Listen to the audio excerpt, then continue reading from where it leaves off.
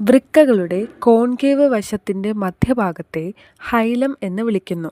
ഹൈലത്തിൽ നിന്ന് വൃക്കാസിരയും വൃക്ക-സംബന്ധമായ ഞരമ്പുകളും വൃക്കയ്ക്കുള്ളിലേക്ക് പ്രവേശിക്കുന്നു. അതുപോലെ തന്നെ വൃക്കാധമനിയും മൂത്രനാളിയും വൃക്കയിൽ നിന്ന് പുറത്തേക്ക് കടക്കുകയും ചെയ്യുന്നു.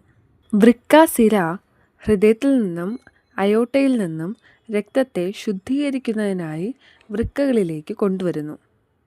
വൃക്കാധമനി ശുദ്ധീകരിച്ച രക്തത്തെ കിഡ്നിയിൽ നിന്ന് ഇൻഫീരിയർ വീന കാവയിലേക്കും അതുവഴി ഹൃദയത്തിലേക്കും കൊണ്ടുപോകുന്നു. മൂത്രനാളി പെൽവിസിൽ നിന്ന് മൂത്രത്തെ മൂത്രാശയത്തിലേക്ക് കൊണ്ടുപോകുന്നു.